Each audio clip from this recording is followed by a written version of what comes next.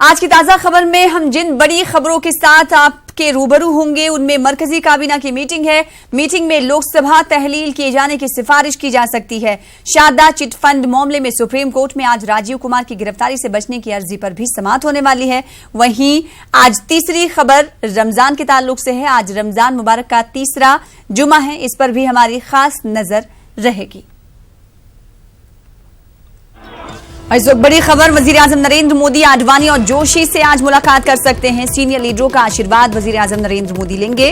आम इंतखाबात में बीजेपी को शानदार जीत मिलने के बाद आशीर्वाद लेने के लिए पीएम मोदी आडवाणी और जोशी से मिलने वाले हैं। लाल कृष्ण आडवाणी ने ट्वीट कर इससे पहले पीएम मोदी को मुबारकबाद दी थी। तो इस वक्त की बड़ी खबर आपको दे रहे हैं कि पीएम मोदी आडवाणी और जोशी से मुलाकात करने वाले हैं। जिस तरीके से 2019 में शानदार वापसी बीजेपी ने की है, शानदार जीत के बाद सीनियर लीडरान का आशीर्वाद लेने वाले हैं वजीर आजम नरेंद्र मोदी। और इस सिलसिले में मोदी आडवाणी और जोशी से मुलाकात करेंगे। लाल कृष्ण आडवाणी ने इससे कबल ट्वीट करके पीएम मोदी को मुबारकबाद दी थी।